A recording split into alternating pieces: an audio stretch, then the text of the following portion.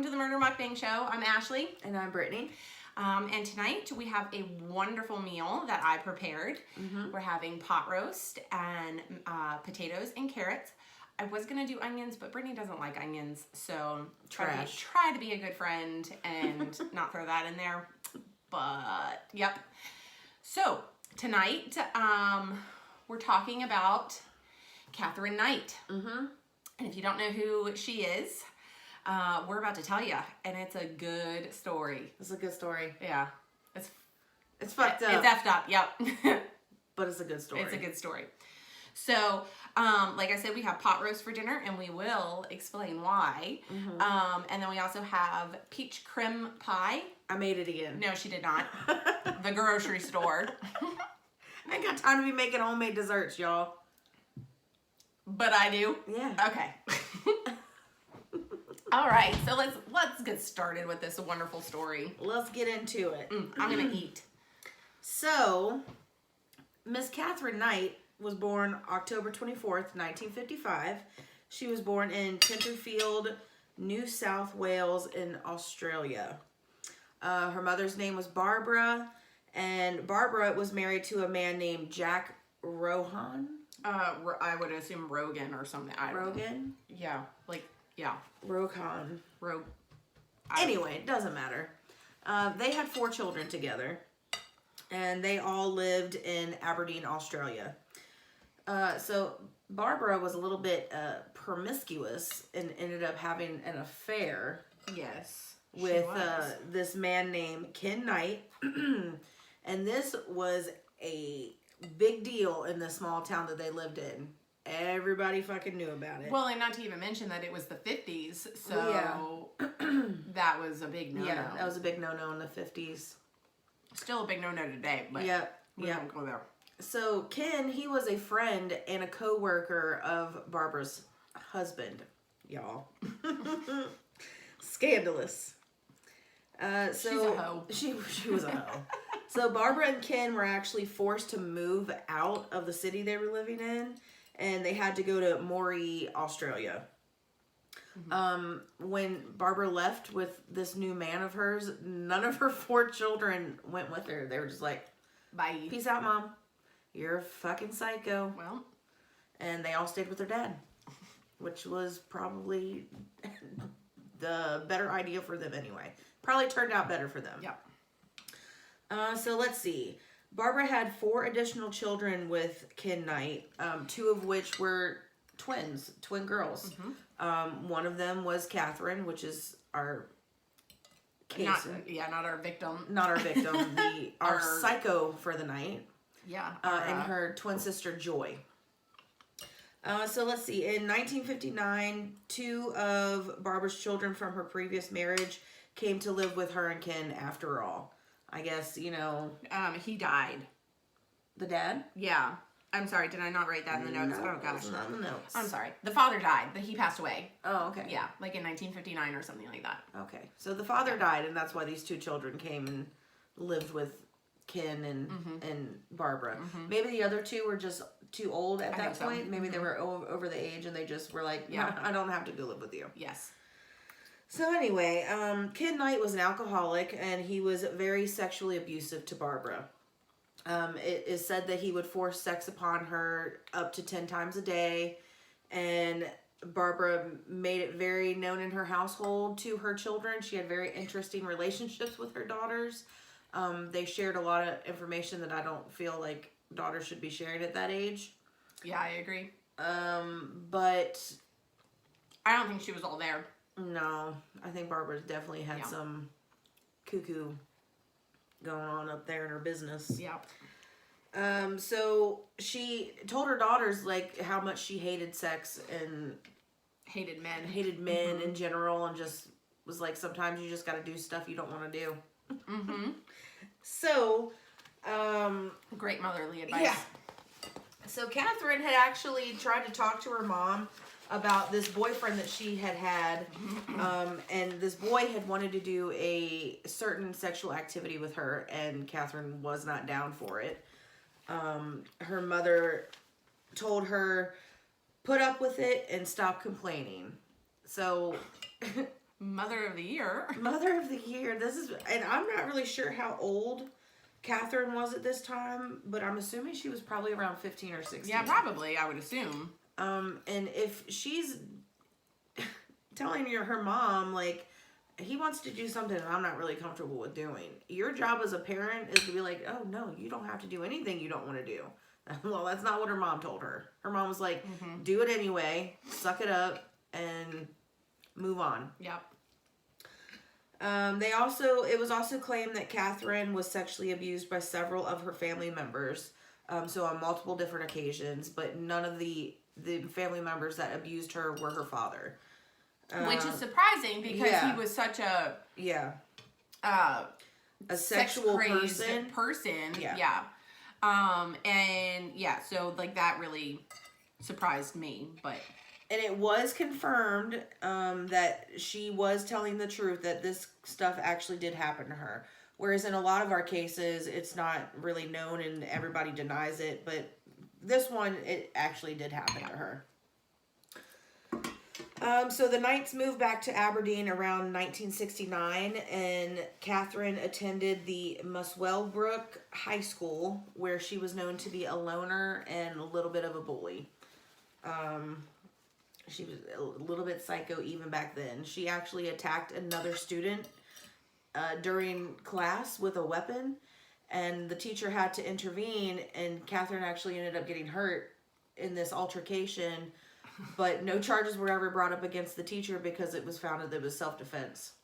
Right. So I'm assuming, like, I'm picturing her attacking this other student with, like, a fucking knife or a steel pipe. Yeah, or like something that's around them in school or whatever. And the teacher has to intervene, and maybe he just like punched her square in the fucking face or something.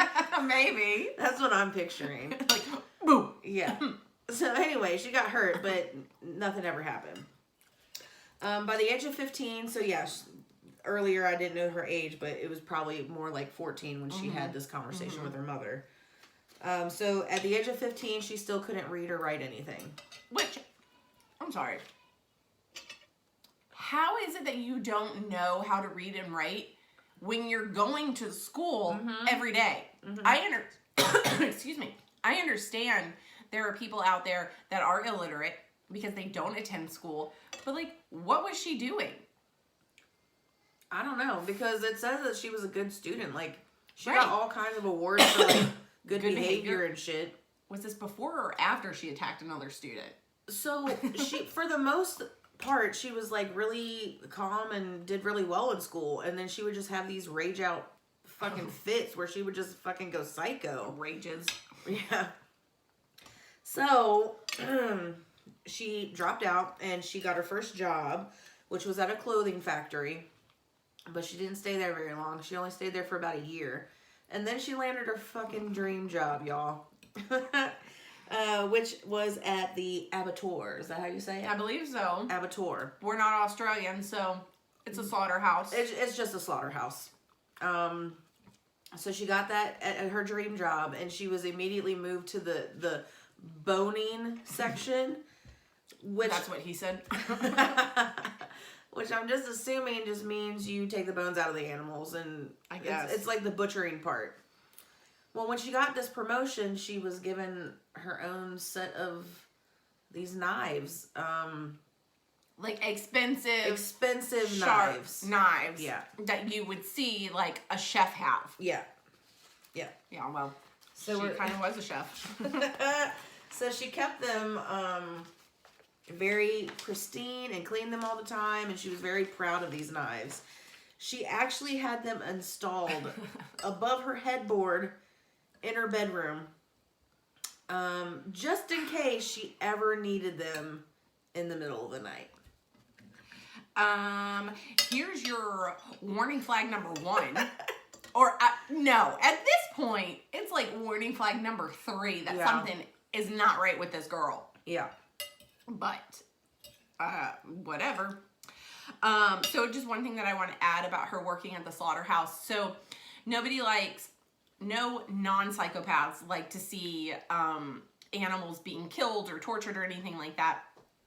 And so in a slaughterhouse, you kind of have to have like you have to control your emotions and have a lack of emotions because you are killing these animals. Excuse me. But Katherine didn't. No. While everybody else was like queasy or turning away when the animals are being killed, she's watching.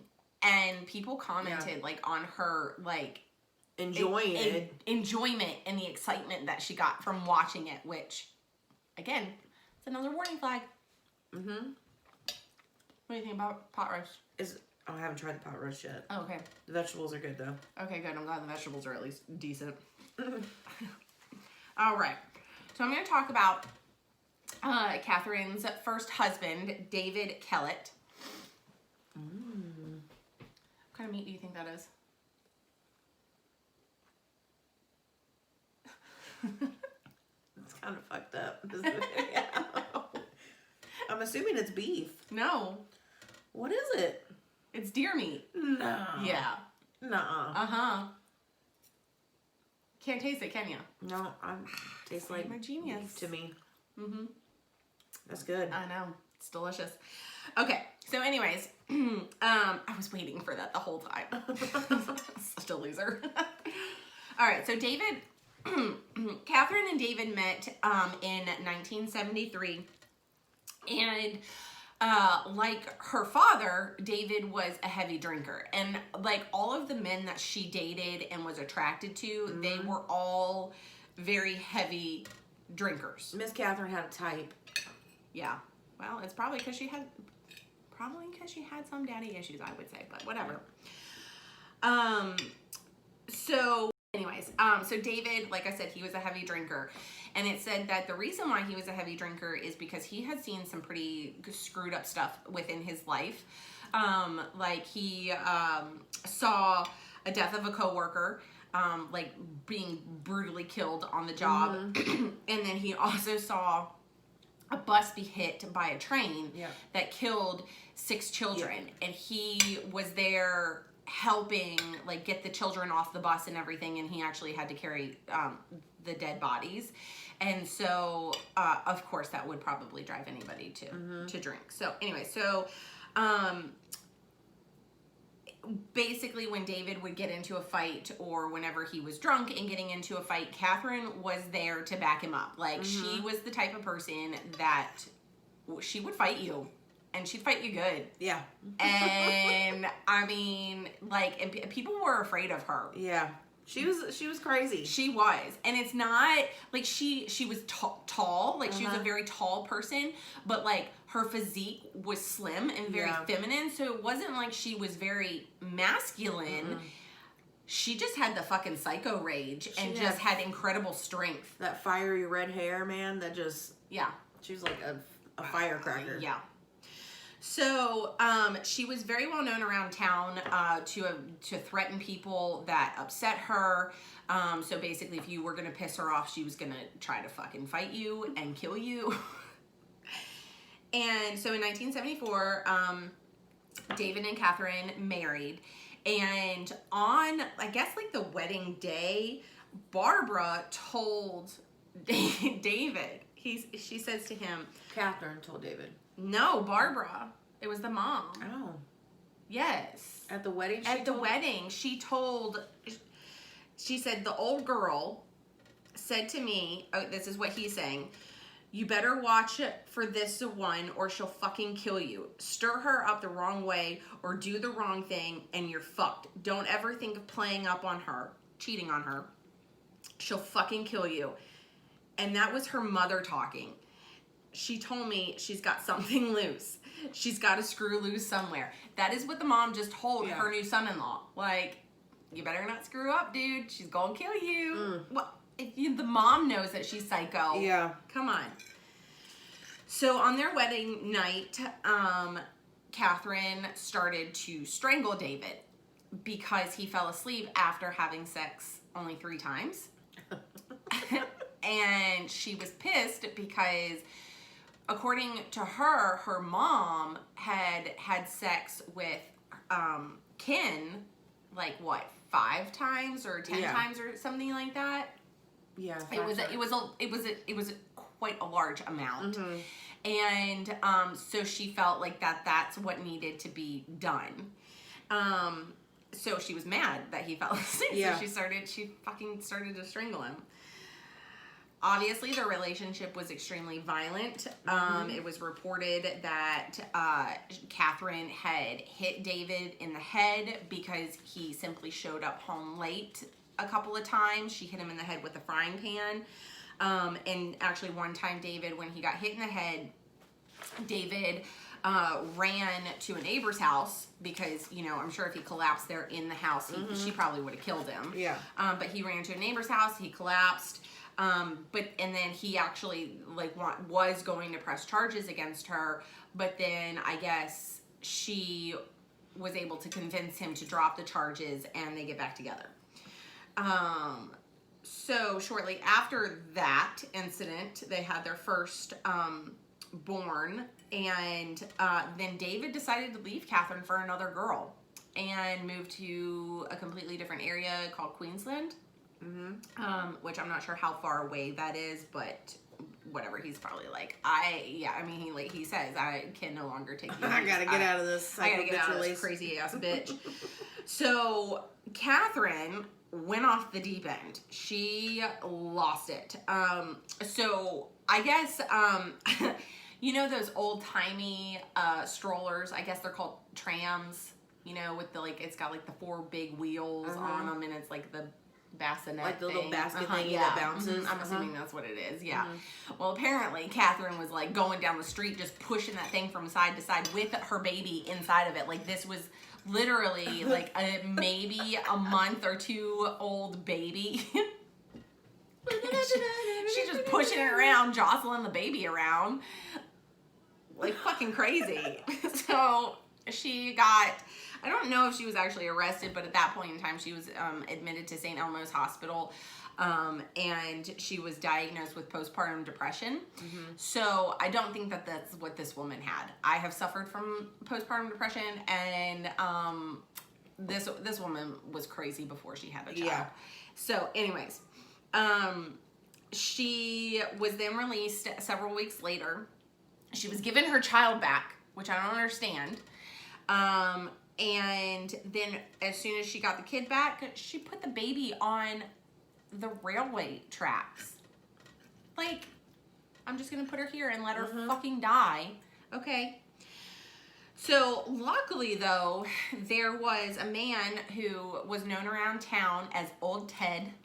So Old Ted was rummaging through some rubbish and spotted Melissa on the train tracks, and he came to her rescue and picked her up just moments before the train arrived. So that was good. Well, so then, I guess during this whole time, Katherine stole an axe and then went to town and was threatening to fucking kill people. She was literally just swinging it, just all around in the middle of the street, just swinging her fucking axe. What is happening right now? So she was arrested and she was sent back to St. Elmo's Hospital, and but somehow she was able to check herself out the following day, and she went back home, and it was okay, that's fine, until she attacked another freaking woman and demanded that she drive her to Queensland so she could go and kill David. This sounds like a movie. It really does. does. It sounds made up, but we're not making this up. You guys, this bitch was really this fucking crazy. Yes. So the woman was able to escape because they stopped at a service station. And I think she either took off running or she went into the bathroom or something like that. But she was able to get away, thankfully. But then Katherine decided that since her female victim was gone, she was going to attack another victim, a young boy, take him hostage, and threaten to kill him with a knife. And the reason why, well, I'll get to that here in a minute. So the police, okay, and so this is what I don't understand. She's threatening to kill this young kid, whatever, with a knife, and the police were able to disarm her with brooms. So I'm not sure if in Australia they have a different word for brooms, but I'm like thinking about the broom that you sweep the floor yes. with. Yeah. That's what I'm picturing. Okay. I mean, maybe they were able to whack it out of her hand. I don't... Like if she is holding the knife up like this and one of them just went whack. Yeah. That's the only thing I can think of. Sorry, like, I don't know. Somebody from Australia who's watching our video, please let us know. So then she got arrested, thankfully, and was hospitalized again. And while she was being hospitalized, she said that she had planned on killing the mechanic, the young boy, because he had fixed David's car and he was the reason why David left. Because he fixed his car. a mechanic. That's what you do for a living. Fixed his car. So, okay. And so she also confessed that she was going to go to Queensland, kill David, and then also kill his mother. So, David, at this point, he felt sorry for Katherine and was like, I'll move back to Aberdeen so I can help take care of her. What the hell? And so Katherine moved, so he moved back to support her, and then Katherine was released from the hospital and she moved in with her mother-in-law and David, which I don't know why the mother-in-law was allowing her to live with her. I would be terrified. Yeah. So then after a little while, they moved to a suburb in Brisbane where she got a job at a meat works place, I guess like another slaughterhouse or, you know, some kind of market or something like that. And then in March of 1980, Katherine gave birth to her second child. Let me see if I can speak here. Natasha Marie. And then finally in 1984, Katherine, this time, left David and moved back to Aberdeen and started working again at the slaughterhouse that she had previously been working at.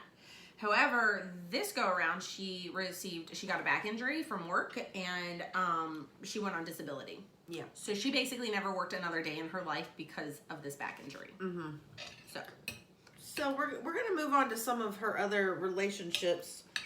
And there's quite a few because Katherine, like her mother, is very promiscuous. And we'll get into it. So in 1986, Katherine started a relationship with a David Saunders. Shortly after the first meeting, they moved into Katherine's house together, and she immediately started becoming jealous because she thought that he was out cheating on her. And one thing Katherine really hated was when they came home late. She could not stand that. She would literally flip the fuck out if they were a few minutes late. She hated it because she, in her mind, if they're not home, they're out cheating on me.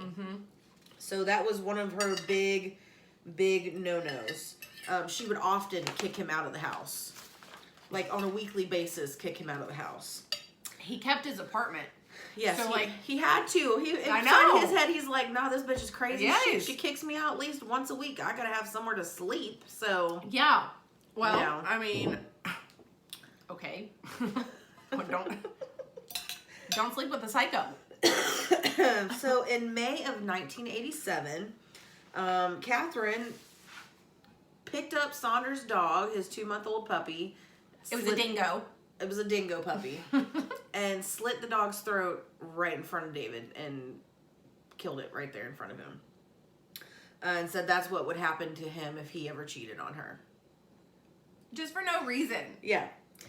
She then knocked him unconscious by hitting him in the head with a frying pan.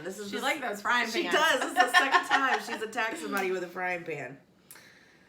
In June of 1988, Katherine gave birth to her third daughter, Sarah. It was at that time that Saunders and Katherine had put a deposit on a house together. They were going to move into a house together and get rid of their separate living spaces. Good idea. She decorated this house with all kinds of crazy shit, you guys.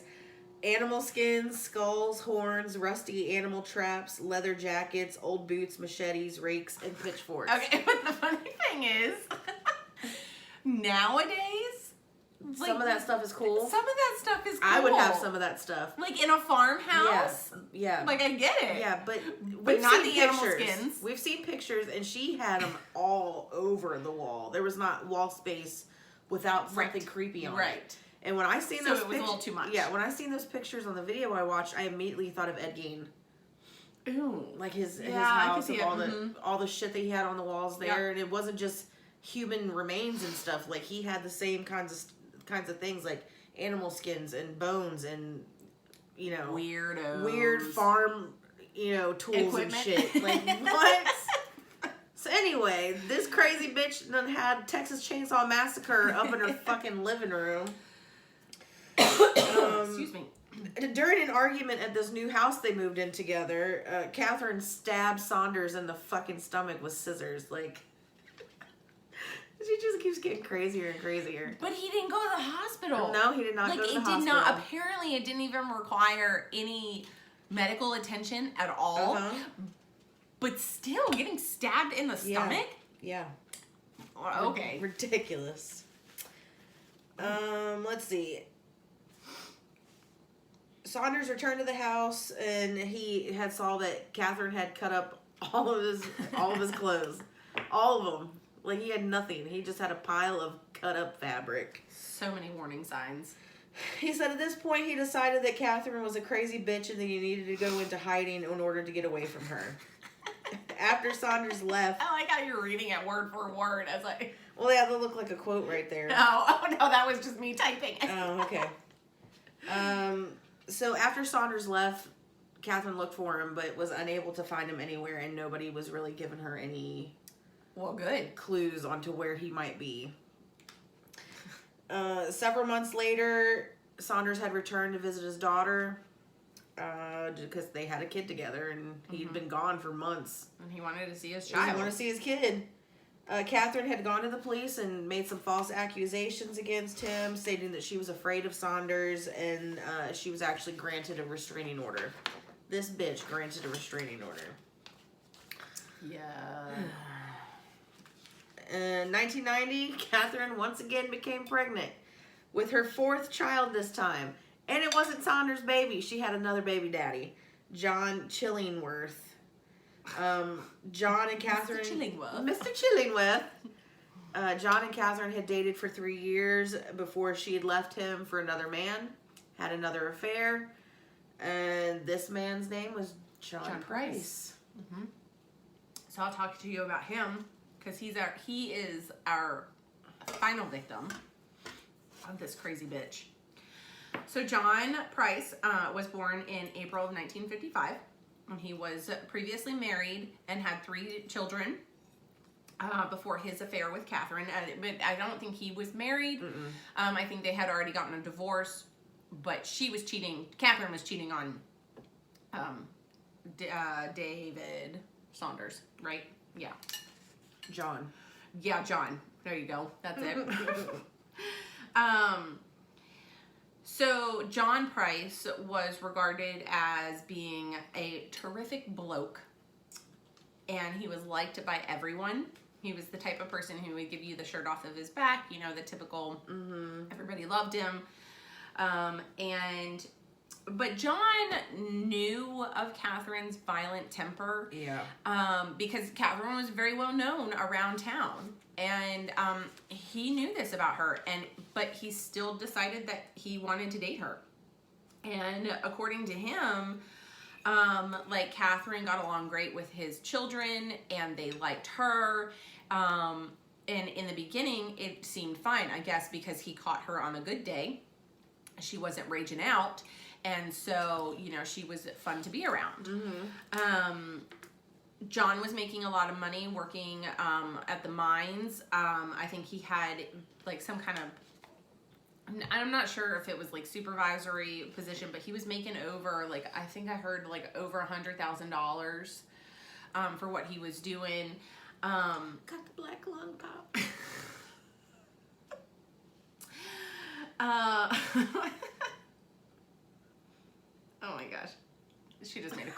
movie. It was really funny. So, in 1998, John and Katherine got into a fight because John refused to marry Katherine.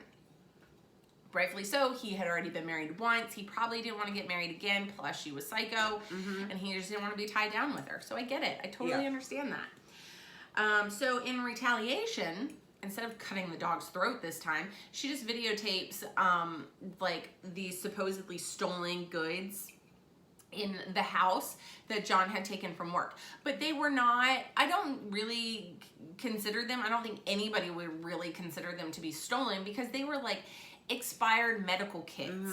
So they were things that were going to be thrown away anyways, but I guess he just took them before they were being thrown away. Yeah. So he actually ended up getting fired from his job. And I don't understand why at that point he was even like... He had that job for 17 years, you Yes. guys. He worked at the same place for 17 years. And then she gets him fired. So, subsequently, the same day that he got fired, he kicked that bitch out. Yeah. So, but then a few months later, Katherine was able to restart their relationship with each other. I guess he really missed her in bed. But at this time, John refused to let Katherine move into the house with him. So, smart on his part. But the second go around, the fighting became worse and more frequent. And it to the point where John's friends were like, dude, we're not going to hang out with you anymore if you keep dating this girl. Because they could all see that she was psycho. Yeah. So then in February of 2000, they had had several fights, and one of which resulted in Katherine stabbing John in the chest. Okay?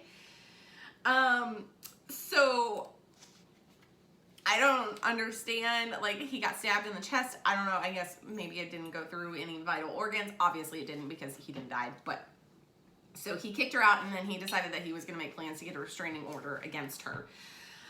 So on February 29th, 2000, John attempted to take out a restraining order or something similar to a restraining order against Katherine because he was afraid that she was going to hurt his children. And like I heard conflicting reviews that he did get it and then he didn't get it. Yeah. So, but obviously he is scared for his life. So that same afternoon that he got the restraining order, he had told coworkers that if he doesn't show up to work, it's because Katherine killed him. And they're like, dude, don't go back home. Like, they were trying to urge him not to go back home because if he was serious that she was going to kill him, which they all probably knew that she was serious, obviously they didn't want him to die. So he was like, he's like, I have to because she's going to kill my kids. If I don't go home, she's going to kill my kids. I would have gone home, got the kids, and then peaced out. You know, that would have been me, but I'm not victim blaming here, I promise. So when John got home that evening from work, he saw that Katherine had taken the kids and had like arranged a sleepover for them at somebody's house. And Katherine actually had bought black lingerie for that evening, but she was not at the house herself at this time. Like, so he got home, I guess there was a note, the kids were gone, he had the evening to himself. Which I would have been a little freaked out too, like just letting my kids go with this crazy woman, you know, I mean, who knows, she could have taken him hostage. Let's pause for a second because people are probably wondering about something about Katherine. Yeah. With all of this violence that she just dishes out to all of the men in her life, and she's literally doing things like slitting your dog's throat, stabbing you in the stomach, hitting you over the head with a frying pan, stabbing you in the chest, just being a all-out crazy bitch. You might be wondering why these dumb men kept going back. and kept letting her, come back into their lives.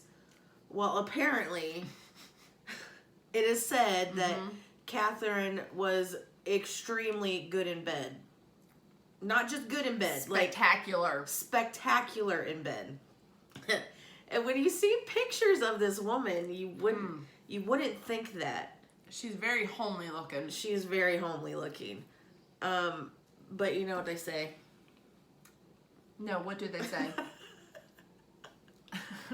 Apparently, when you're crazy, you're good in bed. Oh. Well, I'm not crazy, so there you have it. So, apparently, so also after Katherine had gotten arrested or whatever, it actually came out that she had made a video recording with her and the kids, and what they basically got from the video was that it was a suicide note type way. She didn't actually write a suicide note. So I guess this was her way of making a crude will or something. So John had the evening to himself. He went and hung out with some neighbors and then returned home at about 11 o'clock and got ready for bed because he had to work the next day. Katherine came over, letting herself into the house, decided that she wanted to watch a little bit of TV. So she sat down for a few minutes and then she wanted to go and take a shower. Changed into her sexy black lingerie and woke David up and they had sex. The next morning, a coworker of John's noticed that his car was still in the driveway, which was extremely weird because John was a very punctual person and very he stuck to his routine. And John always left before this coworker, and so the coworker immediately knew something was wrong because his car was still in the driveway. So he then gets to work, and John wasn't there, and he didn't show up. So the coworkers were definitely we got to get over to his house. So they got over there, and they started knocking on the windows, trying to wake him up, but they couldn't get any answer or any response. And then they decided to call the police because they noticed some blood near the door. And the police got there at about 8 o'clock in the morning and had to break down the back door. And immediately when they walked into the house, I'll let Brittany kind of explain what they ran into. But they found John's body on the floor. And then they also found Katherine in bed, and she was comatose after taking a ton of pills. So, I don't know what, you can go ahead with the next part. Okay. So, this is what happens. This next part I'm going to tell you. This is what happens when you think with your penis and not with your brain. Are you victim blaming? A little bit, yeah. Okay. A little bit. Sorry. But not sorry. Sorry, not sorry. She literally fucking stabbed you in the chest, dude. Before. You told your coworkers that if you did not show up to work, it was because Katherine murdered you. So, anyway, after they had sex that night, Katherine began her attack, and she stabbed John while he was sleeping.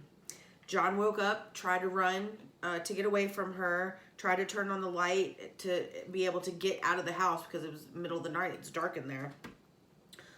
He was able to get to the front door. Excuse me. All the while, Katherine is literally just chasing him and stabbing him while he's trying to leave the house.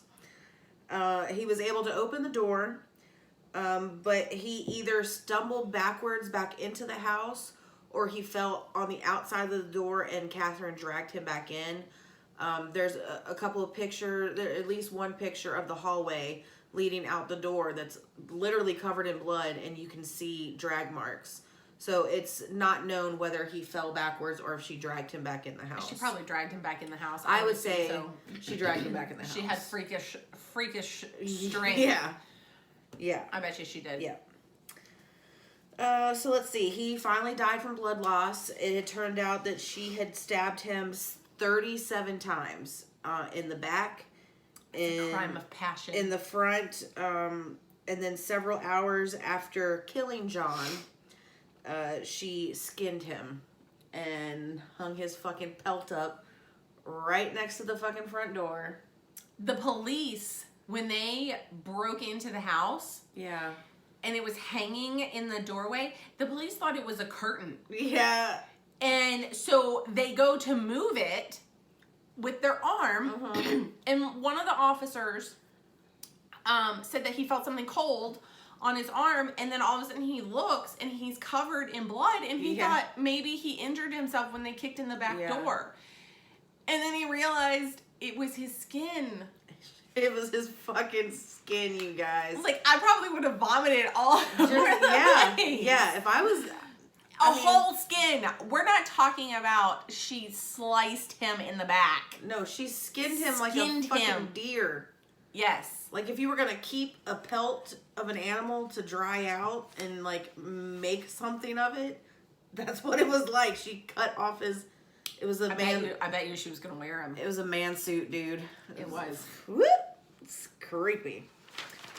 So that was hanging next to the doorway. After she skinned him, she then decapitated him and cut out parts of his body. And then she cooked him, you guys.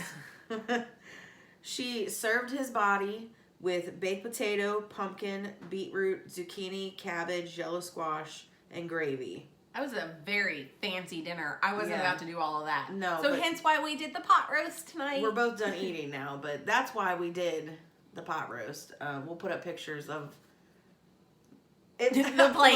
Look, The plate. guys. We've talked about this before. Yes, we have. You know I would eat human meat. When I look at those pictures, as fucked up as it may be, I was like, Those look good. That's what she said to me yesterday at work. that kind of looks tasty.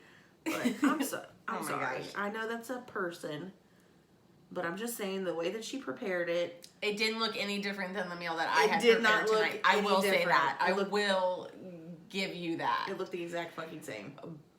Okay, moving on. Moving on. So she actually had cut off pieces of his back. I guess it's like the same thing as like a back strap for a deer almost. Like she cut pieces off of the middle of his back. She made 2 place cards, 2 plate settings with name cards on the table with John's children's names on them. She was going to serve John to his children. Yeah. I know. Oh, this bitch is crazy. Yeah. But and don't forget about the meat that was in the yard. The police stumbled upon the meat in the yard.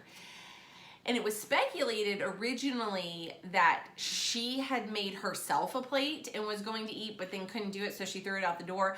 But then I think it actually came out that she was serving it to his dog. Yes. Because I think she ate some of him. You do? Oh, yeah. Oh, yeah. She'll Ew. never admit it. Because she's never admitted anything. Yeah. But I think she ate him. Oh. And saved those 2 plates for the kids. Yeah. And threw some meat out for the dog. And then was like, what did I just do? And tried to kill herself. Yeah. She didn't try to kill herself. So John's head was actually found, his decapitated head was found in a pot on the stove still when the police got there in the morning, still warm. So that's why we have Mr. Skullhead here. His name is Fred. His name is Fred. Why is his name Fred? I don't know. Oh, okay. Well, this is a little homage to the head in the pot. To John Price. To John Price. Oh my gosh. Okay. So when the pot was still warm in the morning, so they had been able to set up a time frame of when he was killed and then when he was cooked. So fucked up. Right? Oh, Jesus. So she had arranged his body after she had skinned him and everything in a really weird position where he had his legs crossed and his arm draped over a soda bottle like this. Yeah. And posed him like that. And she said that she had done that because she just wanted to show her contempt for him. I just think she wanted to pose his body because she's fucking weird. She take pictures of it too? Probably. Then I never read anything or watched anything that she took pictures. Yeah, but it's weird.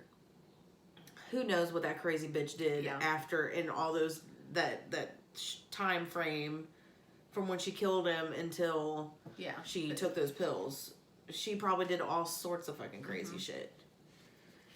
Anyway, so there was a handwritten note and a photo of John. The note was bloodstained and it actually had pieces of his fucking meat on it. Flesh. Yes, his flesh.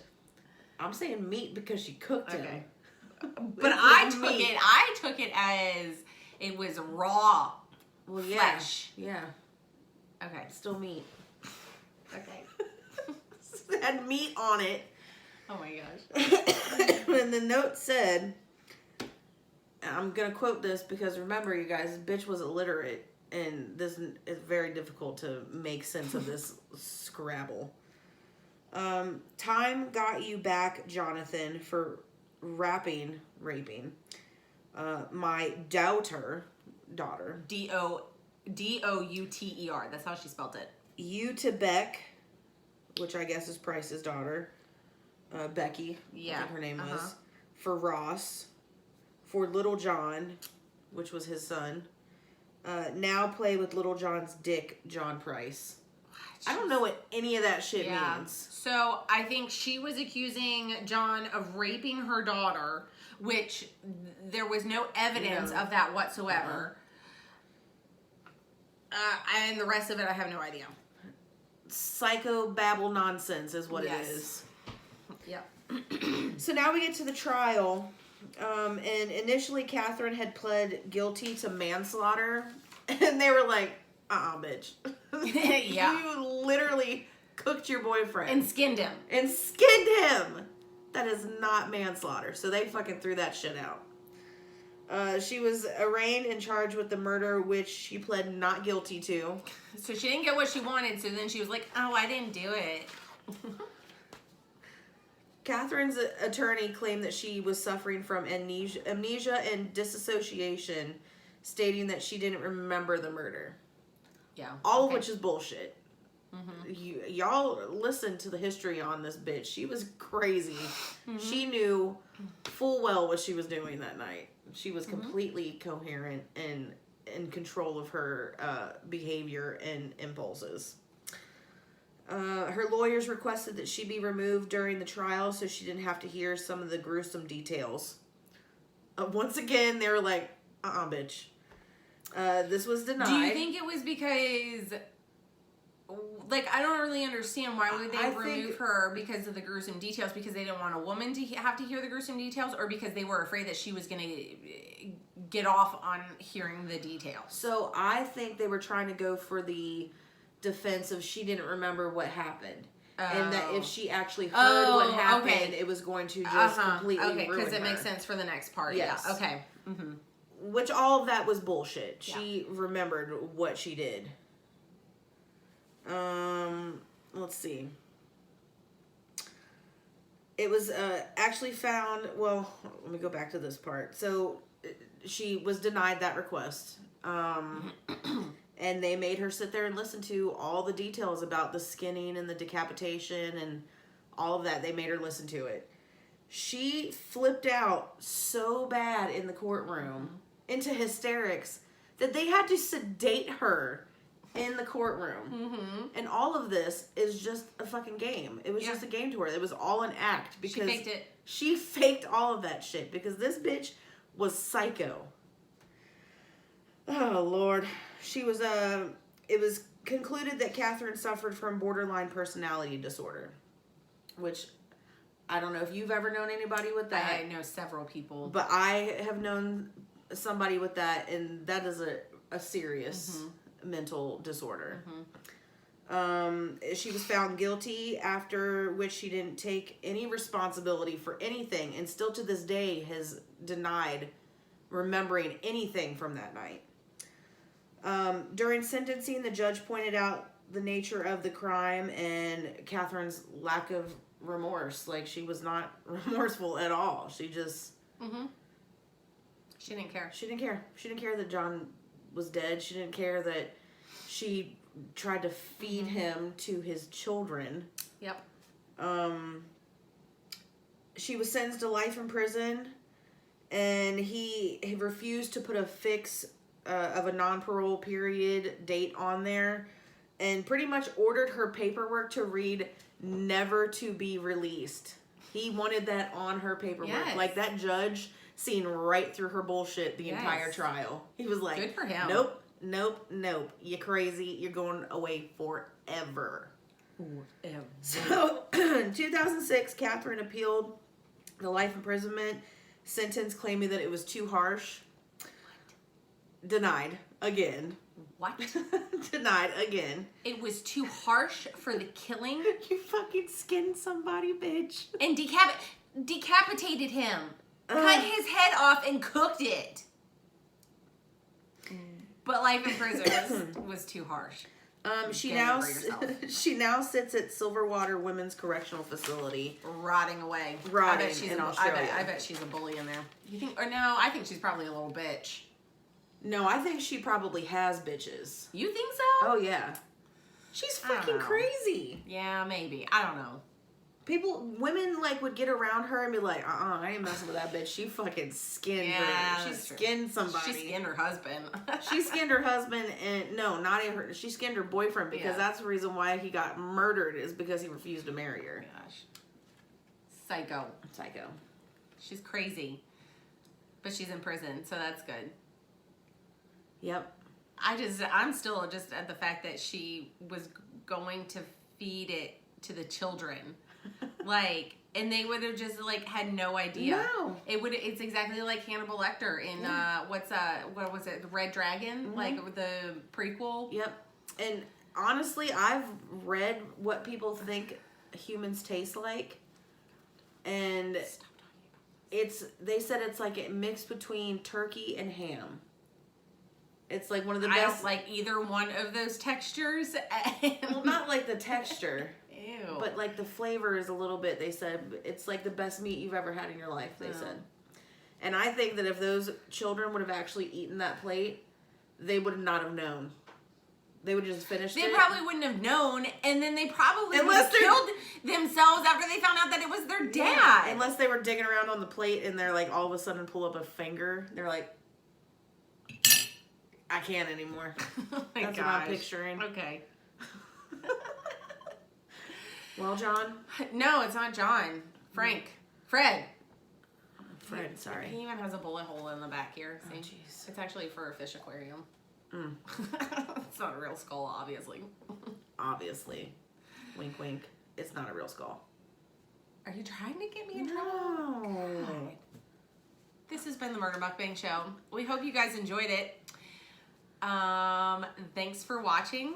You kill 'em. We grill them. Have a great week, guys. Bye. Bye.